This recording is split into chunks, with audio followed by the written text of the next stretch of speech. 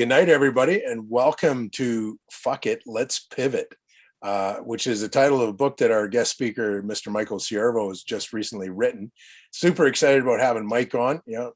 Big fist pump for everyone there. So I've put this event together based on Mike's new book, but I'm really excited about the idea of what we're going to be able to do here tonight because it's about education. It's about helping all the business owners out there figure out what it is that they're stuck on. And maybe some of the stuff that we share tonight will give you guys some insights and some action tips that you can take to move your business forward in a really, really big way.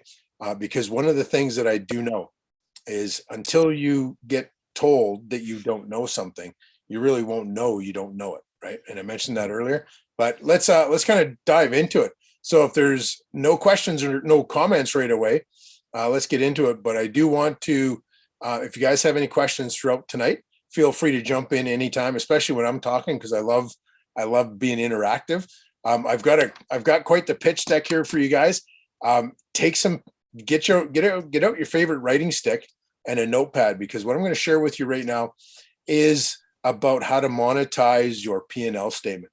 And if you've been in business any length of time, you don't know exactly where you're at from a financial perspective. You don't know what your top line revenue is, don't know what your gross profit margins are. You definitely want to be paying attention tonight, because I learned some valuable lessons and I'll share some of those with you here right away. Let's pivot. So first of all, I want to kind of set the stage for you guys, right? Do you guys have some months where cash just pours into your business, but you're not sure where it's coming from or how to maintain it? Do you start every month wondering where the clients and sales are coming from? Right? I've been there going, oh my God, I got payroll and I'm out of money. What do I do? Do you secretly know that what you're doing is worth more, but you're scared that if you raise your prices, no one will pay for it? And I've been there as well. Do you see other people in business making the kind of money that you want to make, but you've got no idea how they're doing it? Or how about you're working way too hard in your business, too many hours, and you're feeling burnt out? And if you're feeling burnt out, I can resonate with that. Do you feel like technology or online marketing is the enemy and not an asset for your business? If you can relate to those questions, ladies and gentlemen, I've got some good news for you, because you're in the right place at the right time with the right people. This group of gentlemen that I have in the room here tonight, you guys want to find a network like these guys, because these guys inspire me to grow and to be better, right? I've been a good friend of Mike's for 5 years, Nick's for about almost 2 years now, and Ken's for a year, and Tyler and I are just getting to know each other, but we are related, I think. So we're really excited about that. But get around a group of people that inspire you to grow, that inspire you to be a better human being. And that's what I'm excited about here. So really quick about who I am, right? Wes Kowalczyk, of course, grew an oil field service business from 700,000 to 2.5 million in 24 months. Once I got a coach involved and we figured out the marketing and the messaging side of things and starting to figure out what we needed to do is, instead of selling one-to-one, we started selling one-to-many. It was really powerful, right? I currently now work in the trades and construction businesses, and I help them to 2x their revenue in less than 12 months. And here's some pictures about some of the stuff that I used to do in the oil field, big liners and ponds and all kinds of stuff, right? So really not a whole lot about me. Just I wrote a book about a year ago, maybe a little more, 2 years ago, I guess, Cash Flow Creation. And it's really about 8 strategies that I identified after going bankrupt in my business that can help business owners create consistent cash flow. I've got another book on the way, and I'm really excited about it. It's going to be how to creating predictably profitable contractors. And I'm really excited about that. Also contributing author for Hatch Up Magazine and Six Figure Coach Magazine as well. So what's really exciting about tonight is I want to acknowledge you guys, because you're here, you're taking the time out of your schedule to watch this, to listen to it, and to learn from it. But I want to challenge you that because you're here learning and doing, probably not learning, but learning and listening, if you don't take the information that I share with you, that Tyler shares with you, and that Mike shares with you, especially what Mike has to share, if you guys don't take and apply it to your business or your life, it's absolutely of no value. It's just information. So I'm going to challenge you tonight, take notes and then implement what you're learning on, right? So having said that, rate your current situation. If what we talk about is relevant to your business or your personal life, rank it a 10 because it's very relevant. If it's not, leave it as a 0. Or if it's somewhere in the middle, scale yourself. And then I want you to rate your proficiency level at it. Mastery, they talk about mastery. To master something, you need to spend 10,000 hours practicing it. And if you think you're proficient and as a master at doing this one tactic or this strategy or some of the 6 strategies that Mike talks about later tonight, right? Rate it as a 10. Give yourself the opportunity, though, to write down some action steps. If you have a blinding flash of the obvious, that's what I call it, a BFO, write it down and say, I need to take action on this. So here's tonight's game plan, right? I'm going to show you how to find instant and immediate cash flow by using your P&L, help you to uncover hidden revenue using your P&L, understanding the 3 key numbers of your P&L. Because a lot of times when we start talking P&L, our eyes glaze over and go, oh my God, I got to look at the finances. Your profit and loss statement or your income statement is actually relatively simple if you know what those 3 key numbers are. And then how do you use those numbers to create exponential growth in your business, right? So let's talk about that. What is revenue, right? Revenue, gross income. COGS, this is the cost of goods sold. These are variable costs. Gross profit, this is what covers your overhead, right? Gross profit percentage is your gross profit divided by your revenue times 100. And overhead are your fixed costs, like your monthly rent, your monthly utilities, your insurance payments, those kind of things. Net profit is your income divided, the income or the bottom line, sorry. And your net profit is net profit divided by revenue times 100 gives you your percentage. So let's look at some numbers here. And I'm going to use a baseline for this business. So we're going to talk 300,000. So it's, maybe a mom and pop shop that are just getting going. They're probably 5 years in business. They have cost of goods, 180,000. Gross profit, 300,000 minus 180 gives you your gross profit of 120. 40% profit margin, right? And I'll show you how to figure those out in a bit. Overhead, let's say they got a $60,000 in overhead, and that 60,000 minus the gross profit leaves 60,000 net profit, which gives you 20%. There are only 3 numbers that you can directly impact, and that's these numbers right here. Your revenue, you can impact this by doing some things to increase your sales. That has an effect. Cost of goods, right? How you manage your cost of goods will affect your profit and loss statement. And then how you manage your overhead, right, or manage your expenses will also affect your profit and loss statement. The other numbers are just outcomes. You can't affect those numbers, right? But you can change the inputs to these other 3 numbers. So make sure you write down some notes about revenue, COGS, and overhead, because these are the things that'll change. So let's jump in and explain a little bit about revenue, right? Revenue is total amount of sales recognized for a specific reporting period. So when we're talking about your taxes and you're talking about your P&L, your year to date, annual sales, that kind of stuff, it's given for a period of date. So, if you're looking at your P&L, right, and you're looking at, what's our monthly revenue, that'll be the revenue for the month, right? So let's say, for example, April, right? How much revenue do you need for the month of April, right? Makes sense? When you sell any product or service, this is the amount that you collect from that sale. So your revenue, any kind of money you have that comes in from a sale, that's simply the revenue, right? But some of these figures that we're talking about, this has kind of been vetted by, I shouldn't say kind of, has been vetted by an accountant. So this information is accurate, but I'm going to tell you, I am not an accountant. So if you're looking for accounting advice, don't come to me. I'm just going to help you figure out how to read your P&L statement, right? So I missed this last part. Your revenue, right? This is an important piece. It just indicates this is your ability to sell goods and services, but it's not, it doesn't show the business's ability to generate profit, right? And the whole idea behind a business is you want to generate profit, right? So cost of goods, right? This is the $180,000 number.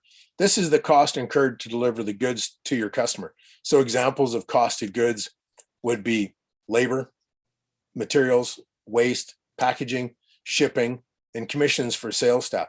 So when we're looking at a trade type business, is, you know, if you're doing windows, right? The COGS for that business is the windows, right? That you resell to the client. The cost of the fuel getting to that location, the man hours that go into putting those windows in. That's what your COGS are.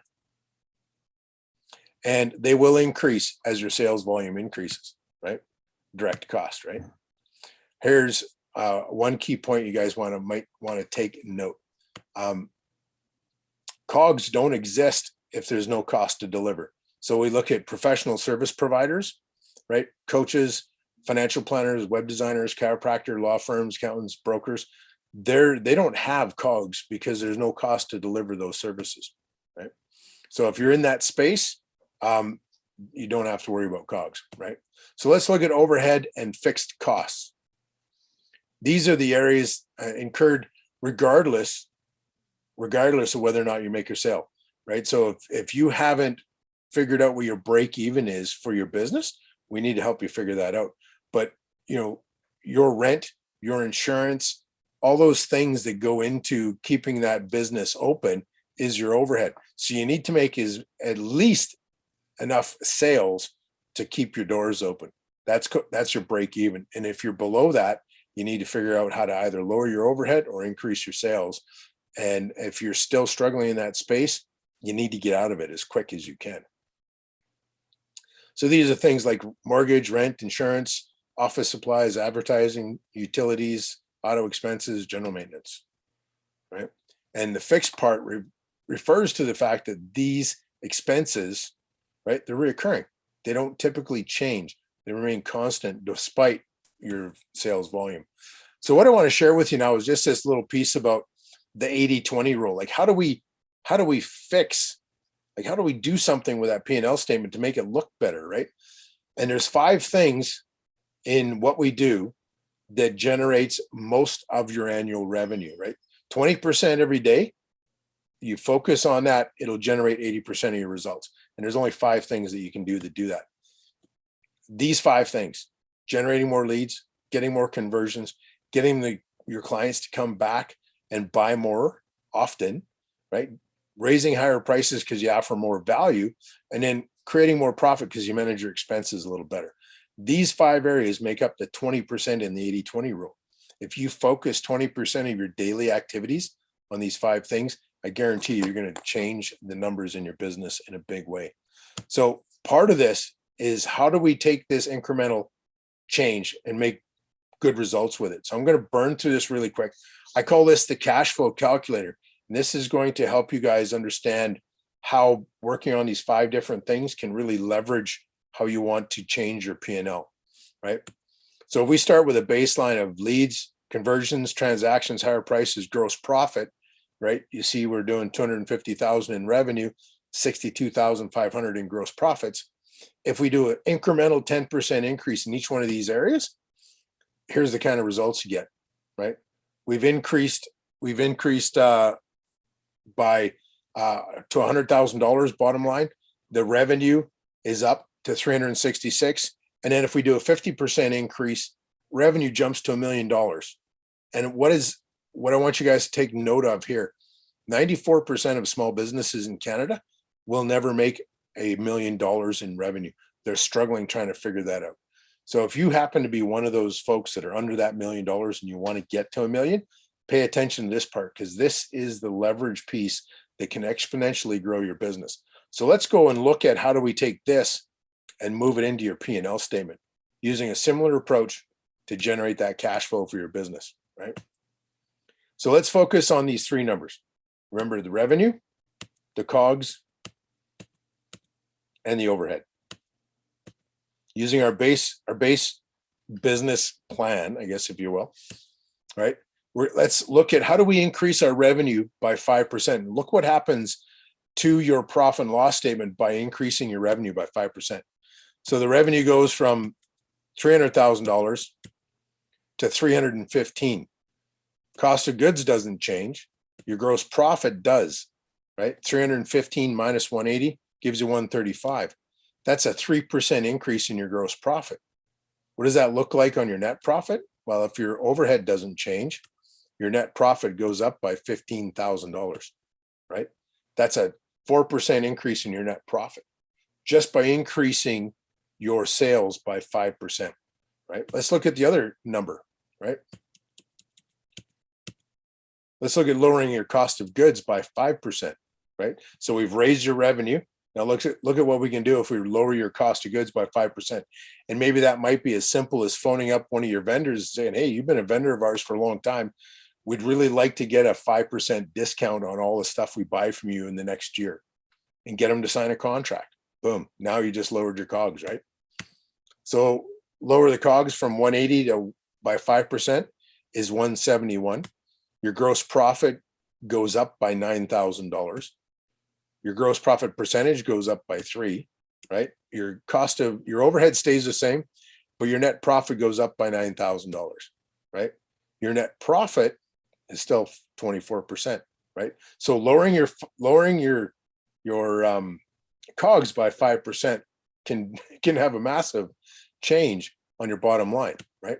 So let's look at what we can do when we get into lowering your overhead. So this is the last number that we have an influence over, lowering your overhead.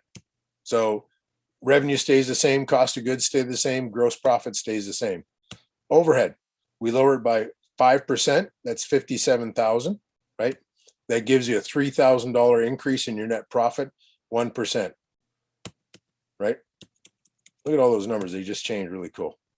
So what's exciting about this is when you look at the cash flow calculator, how you can exponentially transform your business.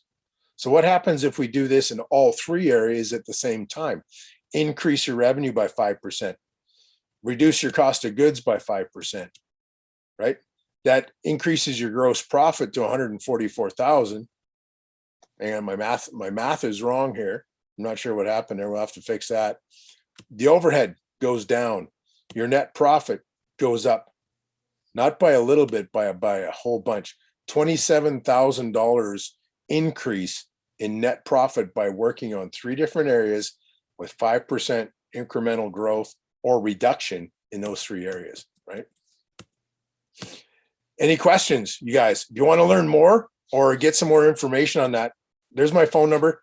Text PIVOT to 587-832-5596, and I'll be happy to book a session with you guys and help educate you guys on what you need to be doing and how to exponentially transform your business. Any questions?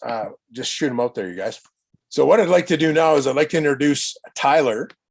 Tyler and I have partnered together, and Tyler and I are working on helping blue collar leads and blue collar trades get their marketing and their business operating at its highest peak possible.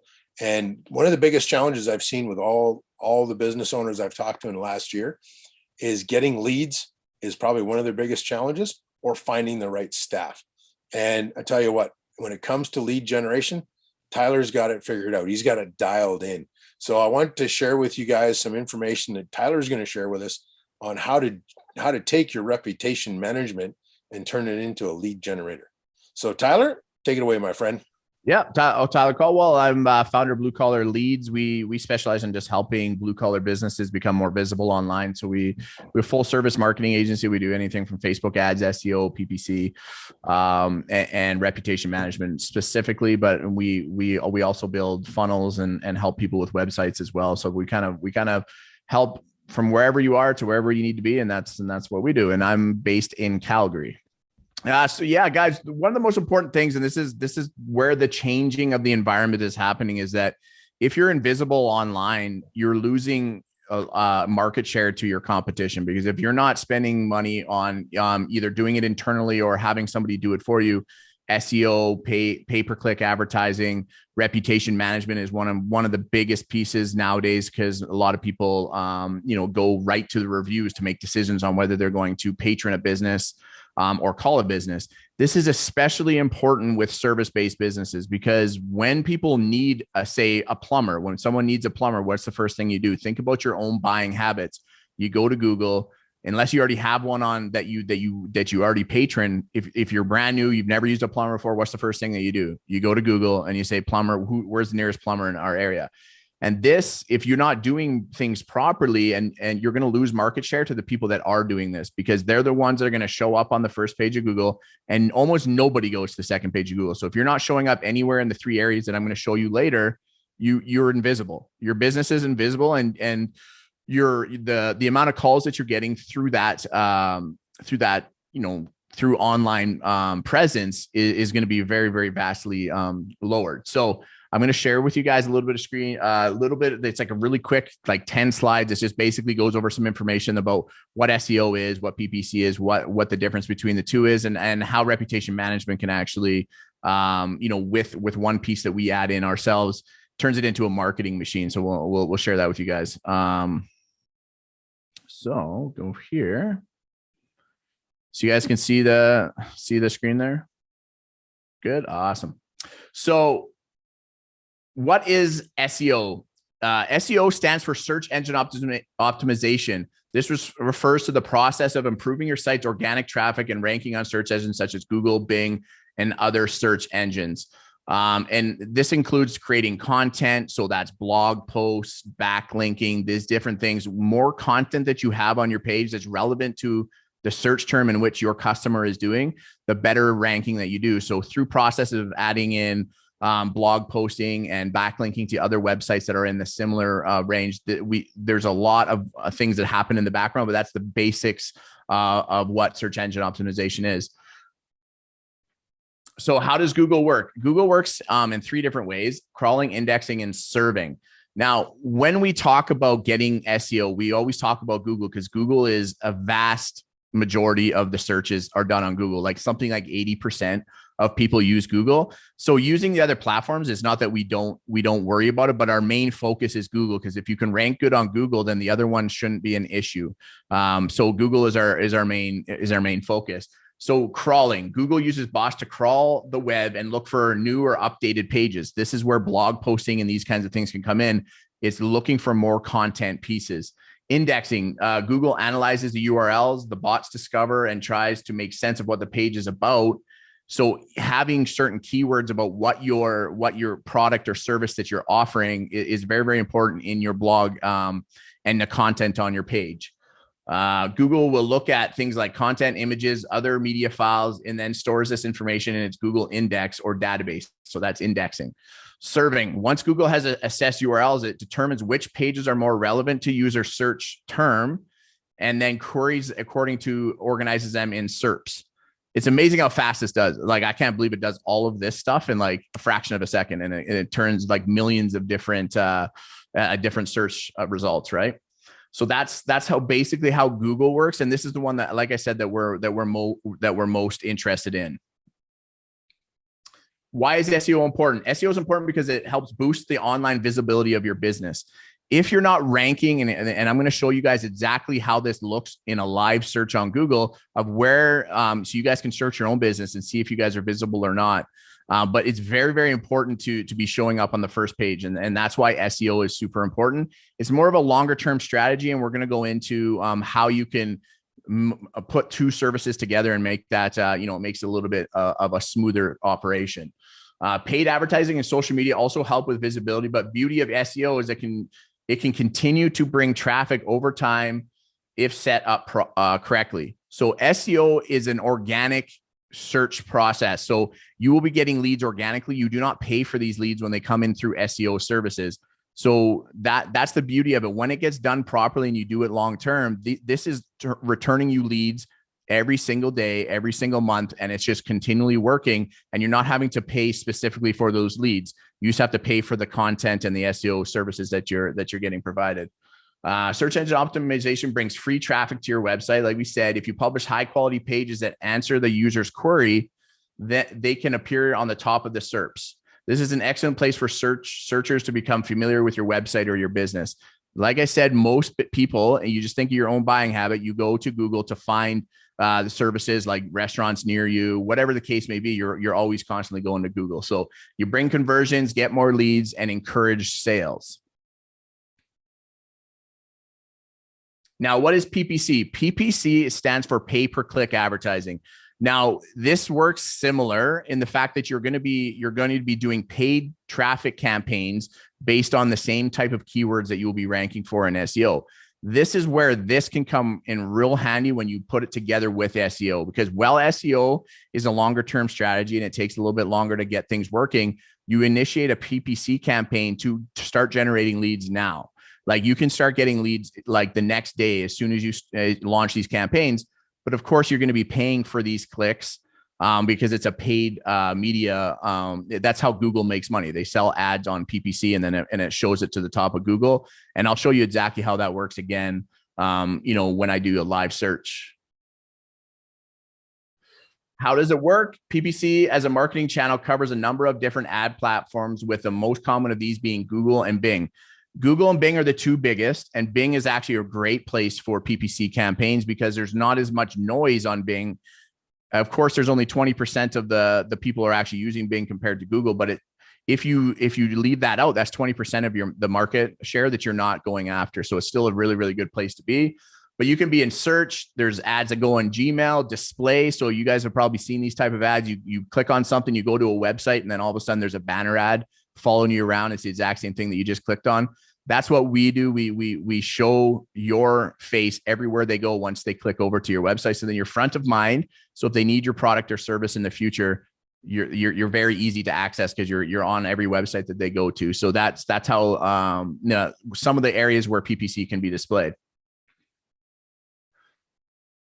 Why use PPC? Like we said, if you're considering PPC as a marketing channel for your business, you will want to know the benefits and why you should invest in the budget here and not elsewhere. Like I said, this is a great place to get lead flow going in a quicker manner because you're paying for the ability to be shown on the first page of Google. That's how it works. Instead of doing it organically, which takes a little bit of time, doing content, doing these different things, you literally would just pay for the ability to be above everybody else, right? And that's how you can start getting quick leads in a fast manner. So when you combine these two together, PPC and SEO, and then reputation management as well, the three of those work so well together that you'll have leads coming in from all different directions.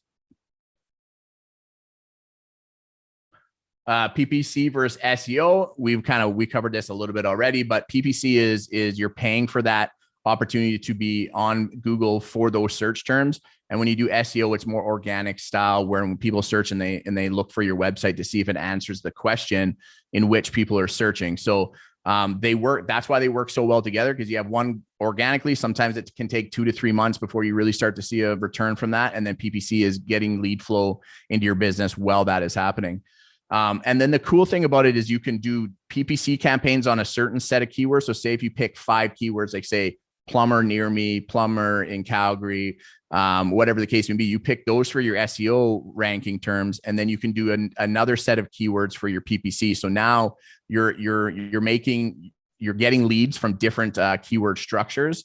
And that's the best way to do it, is so you can expand the amount of keywords in which you're marketing to.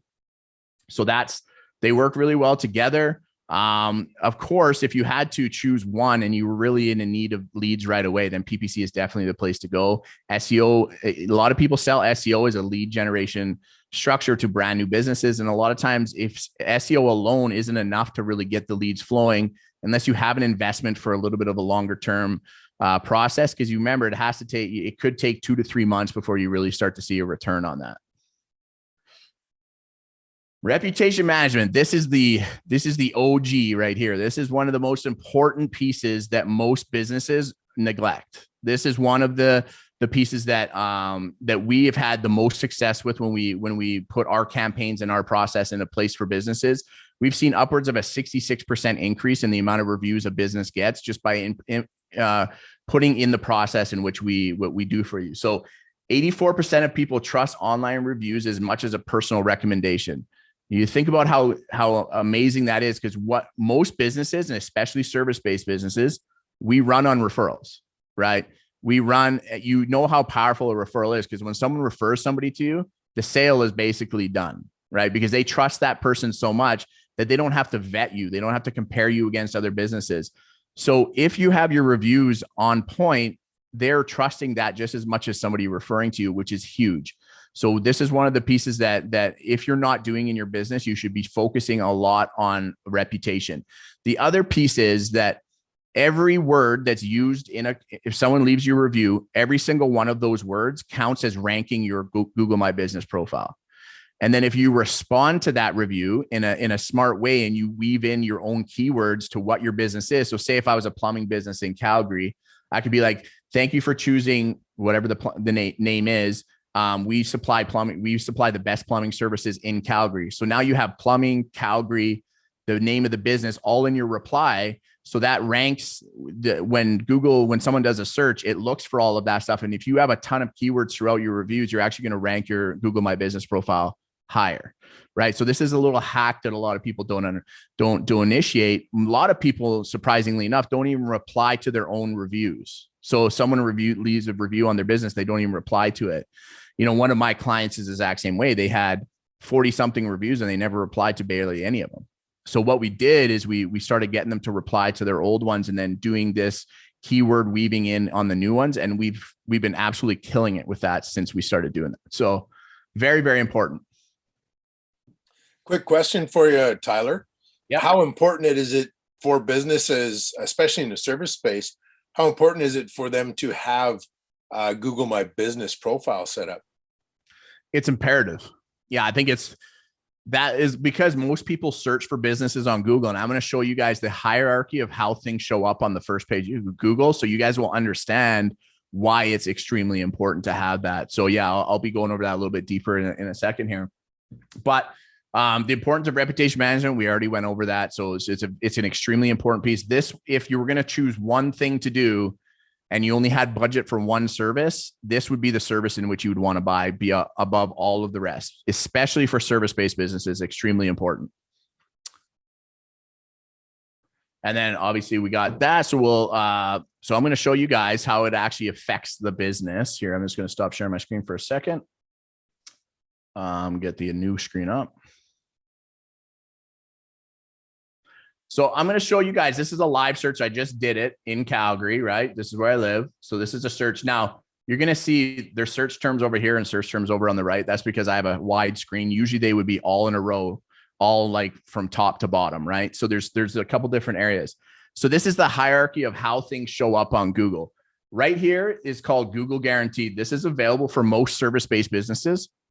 And this is kind of a newer product. The beauty about this product here is if you're in a service-based business, you only pay when someone calls your business. It's not when someone clicks. It's not anything else. And if the lead that calls you isn't any good, you can actually go to Google and be like, I'm not paying for that lead. And you can actually get that charge reduced. It's more cost per call than what a PPC is, but you don't have to worry about, in a pay-per-click, you might have 2 or 3 people click on your ad before someone actually calls you. So it works out the same anyway. And this one is the place to be because you automatically get to the very, very top of Google as soon as you're Google Guaranteed.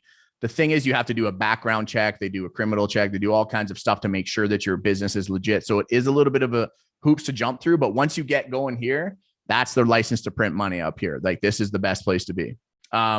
This section right here, just above it, where it says ad, this is PPC.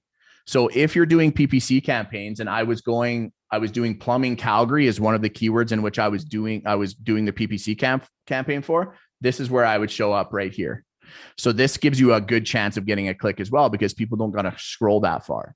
But the most important piece, and the one that gets the most calls, orders of magnitude more calls than anything else, is this right here.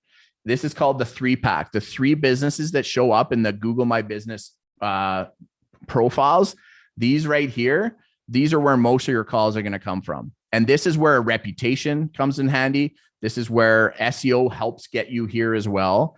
And then the PPC doesn't help you too much get here, but the SEO and the reputation is what gets you here in this spot, right? So the more keywords you have, the more and the more positive reviews you have and all these other different things that will actually get you into this spot.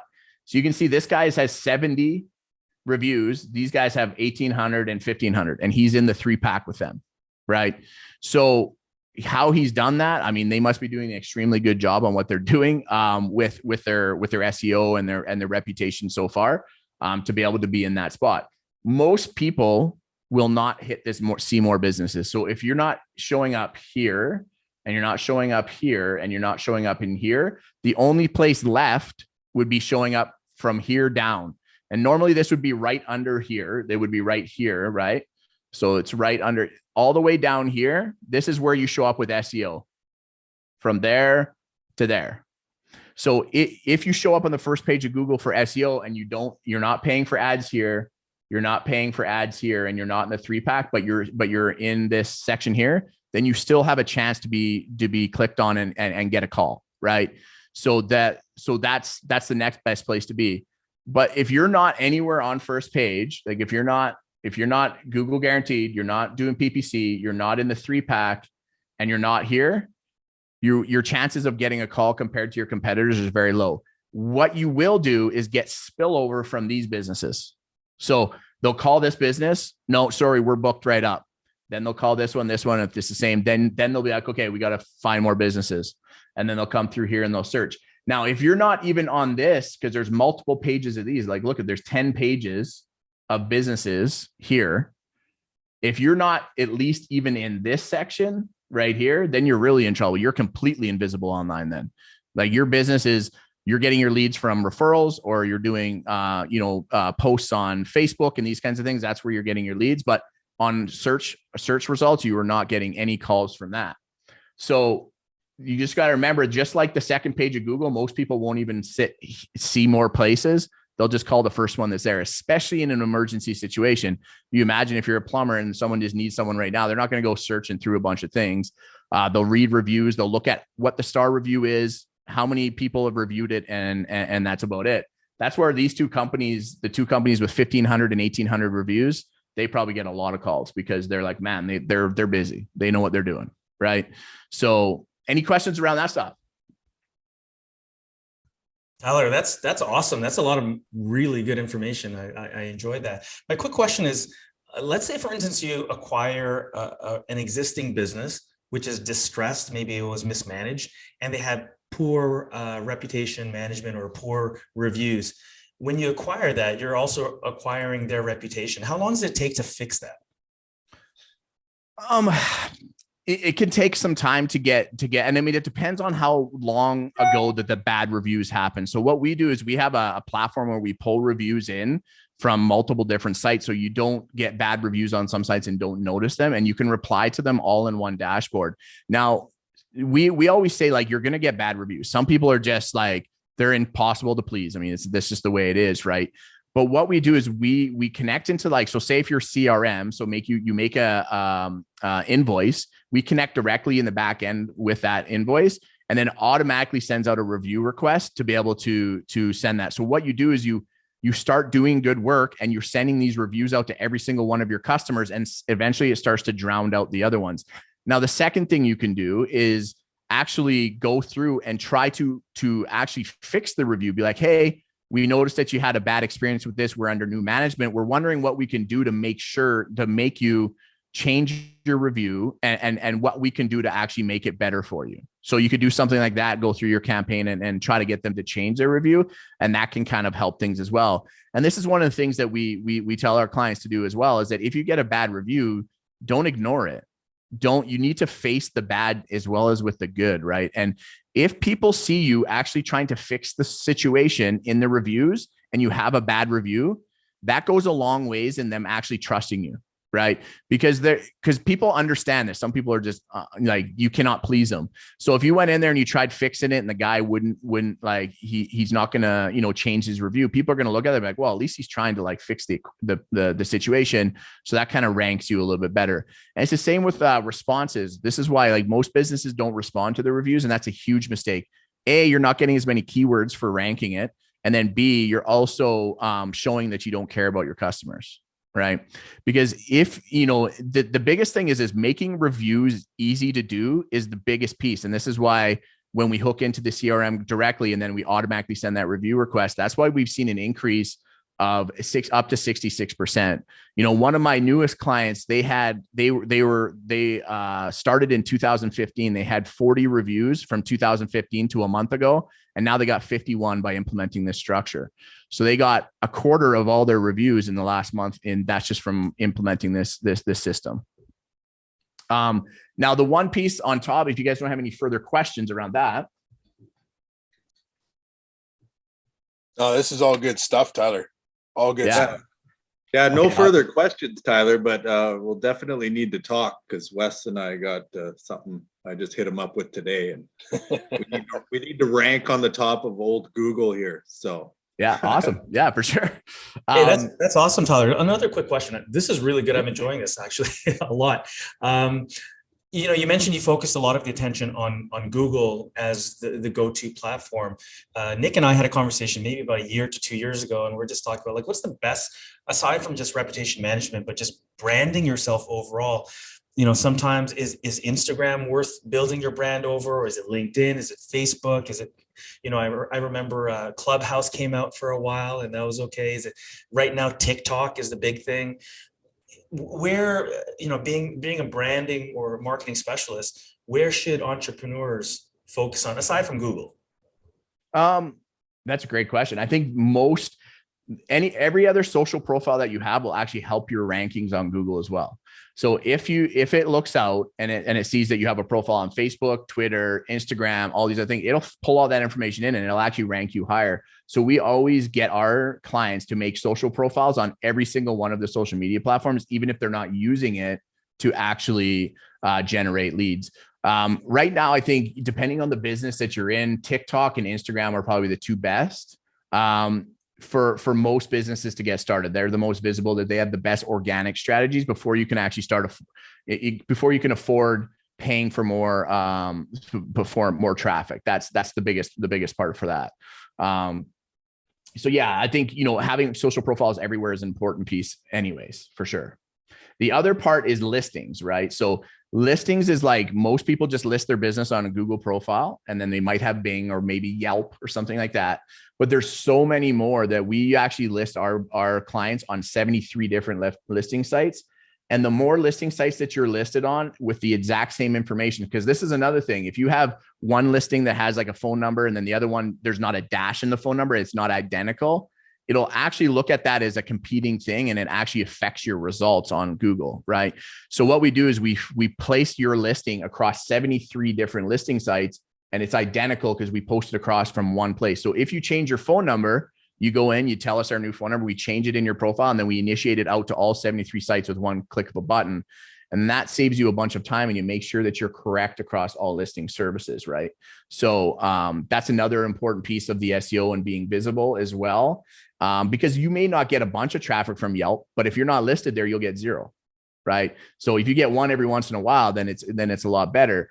But the biggest thing about the reputation piece that we do, the most important piece of the whole pie, is not just the reviews, it's not the listings, but it's actually the referral system. So we turn your reputation into a marketing machine, because what we do is we take everybody that gets a review, we're hooked into your CRM. They get a review request a day after, whatever the case may be, when you do the job. Then 5 days later, it actually sends out a request to incentivize your customer to give you referrals. So it's like, if you give us a referral, we'll give you a $50 Amazon gift card. And then the person that comes and you refer actually gets $50 off of our services, something like that. So what that does is it sends that out, and it incentivizes your customers automatically on autopilot on getting referrals. So it turns your reputation into a referral marketing system. All right. So that's the most important piece of the whole pie. Any other questions? I know that's a lot. That's like feeding you with a fire hose. I know. Yeah, I was just going to say, I feel like I've been fed with a fire hose. Powerful stuff. I don't know about you guys. I got 3 pages of notes from that going, yeah, Tyler and I need to have another conversation. Absolutely. So awesome. Having said that, if you guys do have any questions later on, feel free to hit Tyler up. I'll make sure that his information goes into the chat, as well as when we send this out as a replay, everybody's information will be included. So without further ado, I'd like to introduce to you my very good friend, my inspiration to become a better human being and a better business owner is Mr. Mike Ciervo. Welcome, Mike, and thank you for allowing us to be part of this amazing keynote speech yours. Yeah, and thanks, Wes, for putting this together. And if you're watching this as a recording, thank you for watching this and taking the time to watch this, at your spare leisure. Michael Ciervo, over the last 22 years, I've been in the investment field, predominantly on institutional investing. My claim to fame is that essentially straight out of university, went into the investment world. And I remember I was working on Bay Street and down on Wall Street in New York City. I saw the world falling apart. I remember 2008 when things were happening, and I thought to myself, wow, this is a really, really interesting world in which we live in. And then I started to, really started to dig deep into how to adapt and how to pivot, essentially.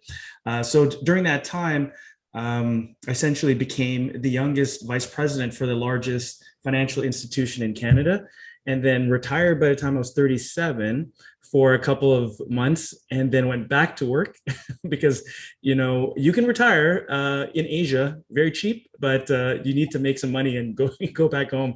And so I went back to Canada, did our thing. And then from there, we're just constantly involved in multiple different businesses, ranging from automotive business, digital marketing, real estate. I got a real estate company across the country. But my vision is really to create an environment where people can push themselves to the best of their abilities and do it in a safe environment where they feel, feel confident and there's no judgment. And in doing so, inspire other people to do the same. So I've always been pushing myself past that comfort zone. I wrote my first, actually it's the second book, but the first one on my own, and was really blessed to run into a lot of different entrepreneurs such as Nick on this call to share their stories. And that was the first one. And hopefully in the next couple of years, there's other pivots. Who knows what we're going to do, but there's a lot of projects coming down the pipeline. And my entire life is all about embracing the unwelcome or welcoming the unwelcome and learning from it. And if you guys are watching this on replay, really take the time to listen to Wes's presentation, Tyler's presentation. It's fantastic. I mean, I took some great notes, and I consider myself a lifelong student. I'm constantly learning, so I got a ton of value out of this. So over the next let's say 20 minutes or 25 minutes or so, I want to share with you a couple of ideas that you can take the technical things that both Wes and Tyler talked about, but even before that, it's really understanding the mindset and how to pivot moving forward. So I'm just going to quickly share my screen if you can see that. And the title for today is "Fuck It, Let's Pivot," right? It's how to get knocked down, adjust accordingly, and win. And at the end of the day, we really always want to win. So let me just quickly see if this works here. So, when I started off, I'm going to be honest with you. I think this is a good enough group that I'm going to be straightforward and vulnerable with you, that I wanted to be a gangster growing up. Show of hands here. I'm sure whether you guys admit it or not, we all wanted to be a gangster. And, I watched movies like The Godfather, New Jack City, Goodfellas, and there was something about it. I love the way they dressed. I love the fact that they went by the beat of their own drum. They created their own wealth. They were highly respected, maybe sometimes feared, but they just lived. They did their own thing, and something about being a gangster was really, really cool. Now, growing up, the problem was that no one would ever trust me being a gangster. First of all, I smile too much, and then secondly, so no one's gonna be scared of me. And then secondly, I wasn't into the criminal world. What really I thought to myself is I don't want to be a gangster.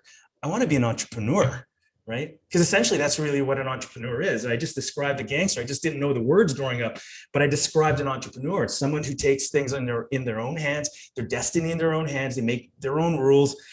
They're game changers. Maybe they dress well, but they dress however the hell they want. And that is really what I think when you grow up from wanting to be a gangster, really you want to be an entrepreneur. And so that was maybe one of the very first pivots in my life, as I said, hey, forget it. I don't want to be a criminal. I want to be a good guy. I want to be an entrepreneur. Mind you, there are some bad entrepreneurs out there. So over the next little while, I just want to walk you through a few of the things that I think it will relate to what Wes and Tyler talked about. First thing is, we've all been lied to. I'll talk about how we've been lied to. We'll talk about how we have to adapt or die as human beings. We're meant to do that. And then finally, I'll share with you a couple strategies that are shameless plug. They're in the book, but there's a few strategies. There's a bunch of them out there, but I handpicked a few of them that might be relevant to this discussion. So I was doing a presentation a while ago, and I was in front of the audience, and I said to the group, I said, which of these orange circles is smaller, right? And I don't know, left or right, I'm not sure. Anyone here, can you guys guess which one is smaller and which one's bigger? They're both the same, but the one on the right looks smaller. Yeah, the one on the right looks smaller. Ken, what do you think? I think the left looks smaller myself. Left is smaller, right? So the one surrounded by the big circles looks smaller. It looks smaller. So, the interesting thing is, I was in a room of about 50 people. I posted this up there, and there was a big debate as to which one was bigger and which one was smaller. And then some guys said, a few of them said, no, they're the exact same size. It's the appearance. They're the exact same size. And I said, no, you know what? They're not the exact same size. One is smaller. And I stood there for about 1 minute. I said, you have to choose which one is smaller. Eventually, they said, you know what? Okay, fine. This one's smaller. And they pointed to the one on the left. And then afterwards, I said, no, you know what? They're both the same, right? They're both the exact same. But the point I'm trying to say is we may think something, but all it takes is a guy like me to say, no, that's wrong. One of them is bigger. And all of a sudden I changed the mindset of the entire room, and they made a decision, even though in their heart, they felt they knew that they're the exact same, right? And that's the same thing as an entrepreneur. And that's, you get into business, you want to do business, but you're going to hear other people saying, you can't do it. You can't be a coach. Why are you moving away from being a mechanic into SEO specialist? You got no experience. Like, people will tell you these things. And the other thing about this diagram that I like is, if you surround yourself around small-minded people, yeah, you're going to seem big, but you're never going to grow. If you surround yourself with bigger people, with big mindsets, you will grow. You may seem smaller at the time, but eventually you grow. It's Jim Rohn always says that we are the average of the 5 people we most associate with. So I certainly think that the people in this group, the people that Wes, the community he's creating, you have a great opportunity to be able to grow your circle of influence. But this essentially tells you that, we've been lied to. The other thing I'll talk to you about lies is, I'm going to date myself, but the Challenger changed my life. If you're watching this and you think to yourself, okay, what is the Challenger? Okay, I'm going to date it. January 24th, 1986. Back in the 80s, I was growing up as a kid, from an immigrant family. We're sitting around this television screen, and we were watching this, the NASA project where the Challenger would explode and shoot up into the space. And this is when Gene Roddenberry was talking about, boldly go where no one has gone before. And really, space travel was a big thing back in the 80s. So we were sitting around television, and this is the moment that really changed my life. At that time, I believed that anything is possible. And the reason being is that, this lady here, her name is Krista Corrigan, that she was going to be the very first civilian blasted into space. And I thought to myself, look, if this lady can be blasted into space, I can do this too. And I think this is a representative of the entrepreneurial mindset. If somebody else has done it, we can do it as well. So I really believe that anything is possible. And this is what happened. It took off. Anything is possible until disaster hits. Right. So 73 seconds into the Space Shuttle Challenger, it explodes and all 7 passengers die. So here I am as an 8-year-old kid, and I see people die right in front of my eyes. My parents are trying to comfort me, and they couldn't lie, like they're dead. And as an 8-year-old kid, I believed that I was lied to. I was always taught that if you put your mind to it, you work really hard, you could accomplish anything. Well, I'm pretty sure those astronauts put their mind to it. They worked really hard, and they're dead, right? So the big lie to me is that people forgot to tell me that life's going to hit you, and it's not always going to be easy. And as an entrepreneur, you need to be able to pivot, and you need to be able to cut your cost of goods sold, your fixed expenses. You need to be able to adopt SEO strategies. You need to start adapting and looking at reputation management. You need to change the way you do business. So it really shook my world. And that's where I believe that I was lied to, because most people just look at the fluffy things, but you need to be honest with yourself. It's not always going to be good. And in fact, Mike Tyson taught me, well, he didn't teach me, but this quote taught me that everybody has a plan until they get punched in the mouth. We've seen that, or slapped in the face, right? You could have the best joke in the world and all of a sudden Will Smith slaps you in the face. I don't think Chris Rock saw that coming. And that's really what it is. You get knocked down, but the pivot is all in the footwork. I'm going to set this up in terms of where this lays out as you as an entrepreneur and why the pivot is important. I'm a big basketball fan. The great Kobe Bryant was amazing at the pivot. He could lean back and take a shot, shake the defender. In boxing, the great Manny Pacquiao was a fantastic offensive boxer. He used pivot in boxing to be able to adjust and use a different angle offensively to strike his opponent. The great Floyd Mayweather, on the opposite side, used the pivot to be defensive and avoid getting hit. So in the sport of business, in the sport of entrepreneurship, where you're constantly in the ring and it's only you in there, and where life is hitting you, you have a choice to be able to be offensive or defensive. And that is really the art of the pivot. I'm going to talk about this and I'm going to lay it down for you because again, I'll give you a couple of strategies. But if you don't see threat coming, here's a great example. Video killed a radio star. Of course, I'm dating myself once again. Great song, by the way. But Netflix killed the Blockbuster store. 2004, Netflix approaches Blockbuster, says, hey, do you want to buy Netflix? You want to buy our company for $50 million? They said no. Blockbuster didn't take them seriously. And we all know where Blockbuster went. They didn't pivot. They didn't adapt to the changing times. They got arrogant in what they're doing, and they continued to have that downward spiral. And we know where Netflix is right now.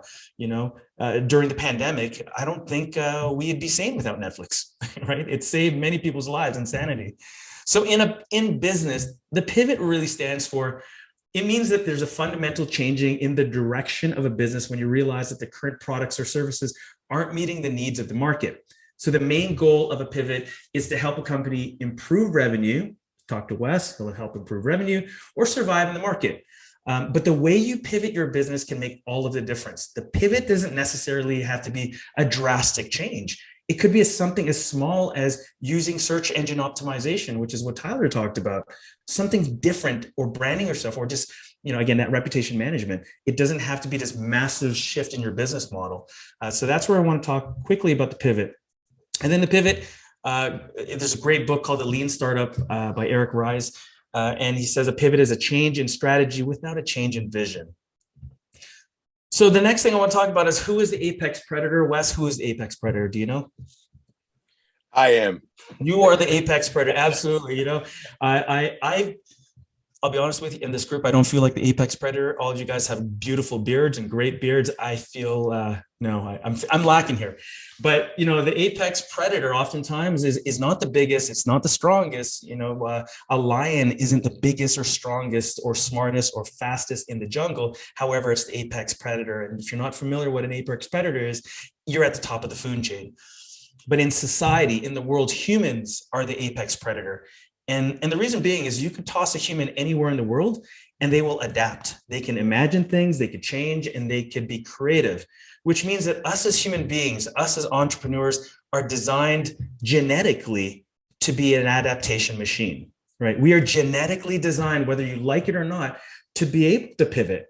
And so as entrepreneurs, you just have this other DNA that you are able to pivot even further and create your destiny. So, great comment here, or quote here, and it's often misquoted. Oftentimes you talk about the survival of the fittest, but Charles Darwin said it's not the strongest of the species that survives, nor the most intelligent, but the one most responsive to change. So again, us as human beings, we are designed to be able to change, pivot, and adjust, and change is inevitable. Benjamin Franklin once said that. Was it Benjamin Franklin? He once said that death and taxes, there are only a few certainties in life, death and taxes. I agree with him, but I also think that another inevitability is change. That's a guarantee that's going to happen. Your life is going to constantly change. So I want you to think about, what is your next move? Are you going to start looking at your balance sheet? Are you going to find that extra 4% or drop that 4% in cost of goods sold to equate to an extra 3% in your revenue? Are you going to adapt new technologies, or maybe start opening up TikTok? I don't want to do it, but apparently I have to, according to Tyler. I have to start building a TikTok profile, right? So again, maybe just build out a multiple different social media platform or social media accounts, just so that it shows up better when Google's algorithm tries to search you, and the bots scrub it, or people search you, you show up. And that's a really huge revelation, because oftentimes we're doing less. We don't want to have, some people are getting off of social media. Well, the world is digital. You have to have a social media presence. So what I'm going to do over the next 10 minutes, I'll share with you about 5 strategies to pivot. Very simple, regardless of what business model you're in. And then I'll talk to you about 5 things that you should focus when you're going through a crisis, whether it's a pandemic, whether you're getting divorced, whether you're going bankrupt. Regardless of what's happening, there are certain things you need to focus on. So among the many different pivot strategies, just for the fullness of time, I just want to focus on 5 very simple ones. Number 1, go digital and get online for e-commerce. And it sounds so obvious, but there are a lot of people out there who are listening. Maybe you're a mom and pop mechanic shop, and you said, well, I built my business entirely off of referral. Well, the world is changing. Those people who are referring, maybe they pass away, who knows? But when we take a look at e-commerce, I always say it's not just e-commerce, it's ease commerce. Become the easiest to find when someone Googles you. Just be easy. It doesn't mean you're all of a sudden going to start selling things on Amazon. It just make it easier for you to do business. So when I think about e-commerce, I call it ease commerce. So that's number 1. Number 2, use your team as a source for ideas and solutions. You may have a team, maybe you don't. Maybe your team is your wife or your spouse. But you as an entrepreneur are the heart and soul of your business. We are the ones, the visionaries. However, your team typically are the ears and eyes of your business. They're the ones that are talking to your clients. They're the ones that see what's happening. They're the ones that have this trend. So use your team as a resource for ideas and solution. I'll give you an example. There was a restaurant that in Calgary, and they were struggling. They knew that they had to do marketing, but we're in the midst of a pandemic. The restaurant was really struggling. And so they approach a marketing company. Marketing company says, well, it's going to cost you X amount of dollars. And they said, look, we don't have enough money. What are things that we can do? And so they start to barter. They barter their services. And we don't have to be able to do, we don't have to, it doesn't have to be an exchange. We could barter. If you're a mechanic shop, or if you're a food company, you could contact Tyler and say, hey, look, I don't have the money, but I'm going to pay you, lunch for the next 6 months, every single day. And in return, you're going to do my marketing. So the great thing is leveraging what Wes talked about is all of a sudden you're giving a good to Tyler and his marketing company at a lower cost because you're giving him at cost price. So now you're impacting your bottom line heck of a lot easier versus after tax dollars to give him to pay for his services. The other thing is I know of another restaurant that was, they needed to stay relevant during the pandemic. One of the waitresses said, I'm taking social media and graphic design. I could recreate posts in our menu. So the entrepreneur utilized his own staff to be able to leverage their talents. One person said, well, I'm a musician. And so they started doing online concerts at the restaurant for free to keep the restaurant top of mind. So you utilize your existing talent base. And your staff, you could view them just as your staff, as a waiter or waitress, but they also have skills. During the time of a crisis, it's well worth looking at the talent pool that you currently have. Identify the current needs by listening to your customers. When you're going through a pivot or a change, oftentimes it's a great opportunity for you just to be humble because your clients want to be part of your journey. So let's say, for instance, going back to what Tyler was saying earlier, if you took over a business and it has poor reviews, contacting them and saying, hey, look, we really apologize. It's different management. Is there anything that we can do better to win you back? sometimes that client just wants to be heard. Most of the time as humans, they just want to be heard. So allow them to voice their grievances and then address that. So respond to the good or bad, whatever people are posting on Google reviews or whatever it might be. Number 4, again, collaboration and partnership is key. I kind of gave an example earlier that collaborate. Your business isn't only about money. There are things that you can share. We saw a lot of businesses that were going through the pandemic and struggling. What did they do? They created, a board of trade essentially, and they bought goods together. So there's economies of scale, and they start to ship the goods or the same ingredients. Oftentimes these restaurants may need the same type of ingredients, or for instance, maybe they leverage the media capabilities of another company, and they do a joint collaboration, whatever it might be. I think partnership is key, especially when you're going through some type of crisis. Number 5 is diversify, adapt, and add different business models. I would have never thought that Minhas Breweries would right away create hand sanitizer, but they had the facilities to do so. And when the pandemic hit, first of all, they said, okay, well, we're not shipping beer to the restaurants because they're all shut down, but we have the facility to be able to create hand sanitizer and PPE at that point in time. There was a huge demand for it. So you can adapt, you can diversify and change business models. A great example, there was a company called Tiny Speck, I believe, and they created a game called Glitch. So essentially the game Glitch, it sucked. It massively failed. And so that company, the game that they're creating failed. However, the communication platform that they're using to communicate with the United States and Canada was so good, and that turned into a business, and that is what we call Slack. So there's a business out there, which is the ability for you to communicate. So that didn't start off. It started off as a game company. When you take a look at 3M sticky notes, they were trying to find a really solid glue. They failed miserably and ended up creating, sticky notes. These notepads that won't rip off the paint of your wall. So again, you have to be able to adapt. You have to be able to diversify your revenue streams and change your business model. So those are really 5 very, very simple pivot strategies that are not difficult for any business owner to do. There's a ton of different ones out there, but I just focused on the most simple ones.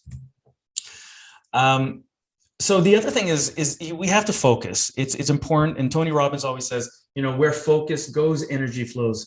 And when you're going through a crisis and you need to pivot, what are the things that you're focusing on? Here's 5 things that you need to focus on during a crisis. Number 1, focus on others. It's so easy for us to say, well, why is this happening to me? Why did my wife leave? Why am I going bankrupt? Whatever it might be. Rather than focusing on yourself, focus on other people. Start reaching out and helping other people. What will happen is that those people will see that you're focusing and helping them. And now you've multiplied your tribe essentially, and you have a bunch of other people helping you. So a great way to find yourself is lose yourself in the service of others. Mahatma Gandhi talks about that. And so when you're going through a time of crisis, focus on helping others get through that crisis as well. Focus on opportunities and forget the losses. I remember I was talking to my wife. I lost $600,000, which is a lot of money for me. I lost that money in a very poor real estate deal. It went under. And for months, I was beating myself up saying, I lost this, I lost this. It's gone. Sometimes those losses are gone. Rather than focusing on the things that you lost, focus on the other opportunities. So because of that, I have a really good story that when I'm talking about vulnerability and when I'm talking about pivoting, I use that as fuel. And it's just another great chapter in my life that I've utilized. So focus on the opportunities rather than the losses, because oftentimes that negative energy can really impact the way you make decisions moving forward. Number 3, I think it's important for us when we're pivoting to focus on connections. Your network is your net worth. We've heard this many, many times before. Wes started this presentation off saying, hey, look, there's some great subject matter experts here that can help you. I got a ton of value just listening. So automatically my connections grew. And I would argue, I would say that if you take the wealthiest people in the world, stripped away all of their money and, plopped them down and took all of their money, what will likely happen is within 2 to 3 years, they will make that money back and then some. And you think, how is that possible?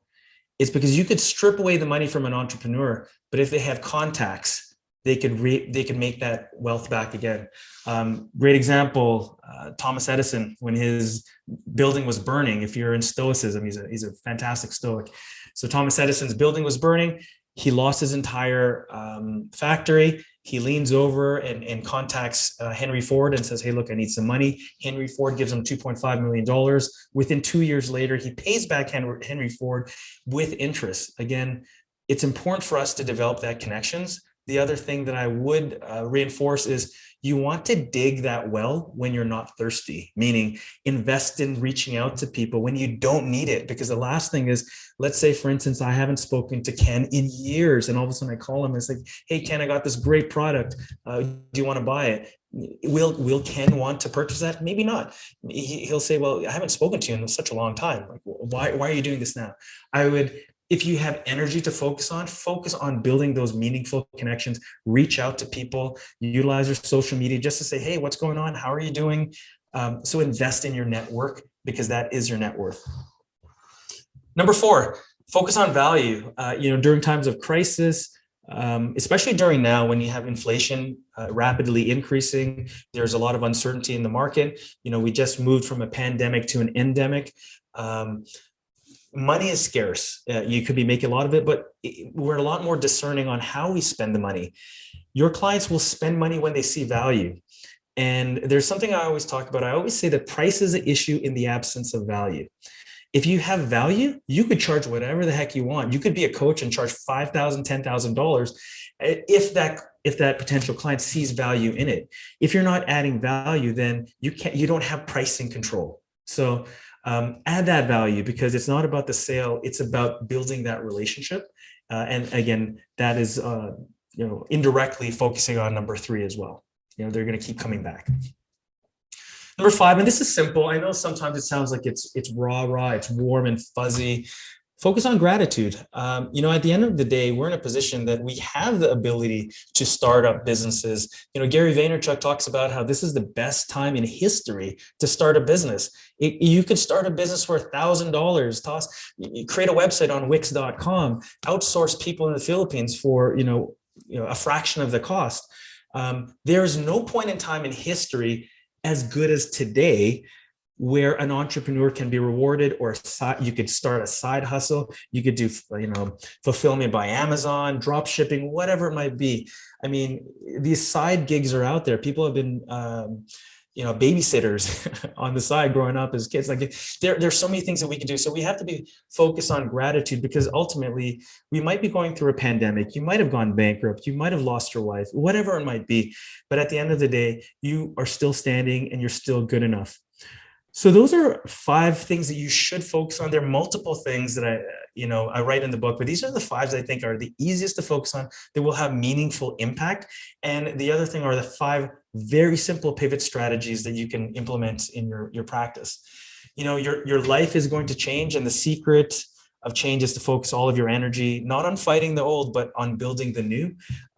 Socrates wrote that, and I think that's relevant today. It was written, hundreds of years ago, many eons ago, and it's still relevant today. We need to embrace change.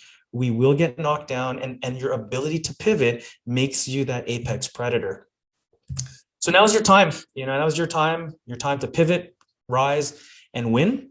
I started this presentation. I started talking about I want to be a gangster. Part of me sometimes wants to be a gangster, but here I am, a middle-aged man. I don't think I can pull it off. But just like what Tyler said, he said that reputation management is the OG. So I think I'm the OG in my own world, and all of us can be an OG in your own world. So what happened? I took a $14 million territory in business and grew that to $3 billion. And I did that twice. If I can do that, you can do that. That's me standing right in the middle. Behind me is a massive team that I couldn't have done that without this group. I leverage very smart people, but if you have the confidence, to be able to do that, you too can be an OG. You could be an original gangster. And I was the very first and youngest to be able to pull that off. And to this day, there are younger people smarter than me who followed in that footsteps. But so in some ways, I started off as a young kid trying to be a gangster. And here I am as an older man, as an OG. Shameless plug. I didn't think I was ever going to be able to write a book. It's something that I wanted to do, but sometimes fear prevents you from doing it. I didn't, you don't know what the outcome is going to be. You just have to put your effort in. And what happened is it hit number one, hot new releases on Amazon. I didn't expect that. One thing I'm also proud is it became a bestseller. It didn't hit number one, hit number two. And again, I was blessed. I'm not an expert in this. I pivoted multiple times, but there are other people who are able to do that. Nick on this call has a wonderful story on how he pivoted. He changed his life. And check the book. I don't want to do a shameless plug, but check the book out because there's other amazing stories on how people change their life because of their ability to pivot. Tyler pivoted as well. Ken pivoted from the military into coaching. We're all adaptation machines. And this book is entirely about that. Finally, I'm a man of quotes. I love it. I always tell people to think big enough that your dreams scare you, be brave enough that fear cannot touch you, and live bold enough that your actions create your legacy. So think big, be brave, live bold. Here, if you want to follow me, here are my social media tags. Would love to connect with you. And again, Wes, thank you so much for the opportunity for me to share this little talk. Oh, absolutely. Thank you again so much, Mike. I don't know, a round of applause, you guys. That was amazing. Amazing. I got 3 pages of notes just from listening to you talk, Mike, and I've heard you talk before, and you and I have had some amazing chats. We never have a 5-minute phone call. It's always like a 2-hour phone call.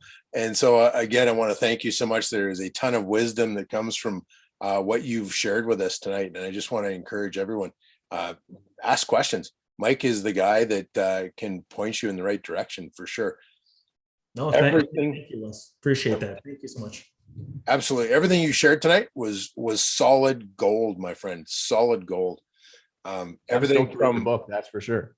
Yeah, absolutely. And speaking of the book, I'm super excited, but Mike is graciously granted someone on this call tonight to get a signed autographed copy of his book. And so we're going to do sign it as well, because he's also one of the authors in it. He's a contributor. Yeah, absolutely. We'll get Nick in there. 2 for the price of one, right, Nick? 2 for the price of one. Amen. So what we'll do is we'll do a secret raffle behind the scenes, and we'll come up with a book that will get delivered to one of the gentlemen that are on this call. So if there's anybody have any questions about anything that we covered tonight, because tonight isn't about selling you on an idea or selling you into coaching or selling you into getting SEO for your business.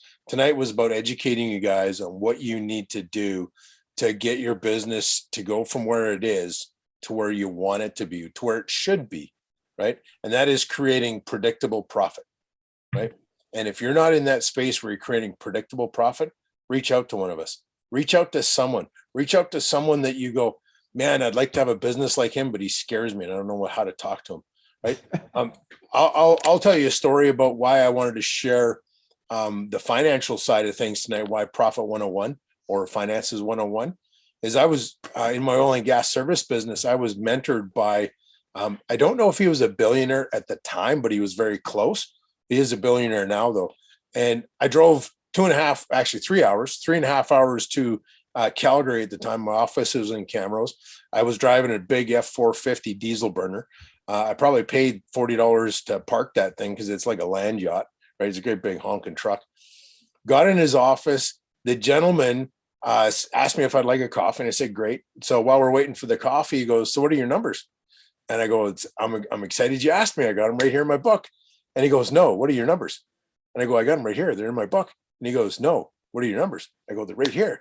And he goes, no, if you can't tell me what your numbers are off the top of your head, get the fuck out of my office and don't come back until you do. And I went, wow, holy.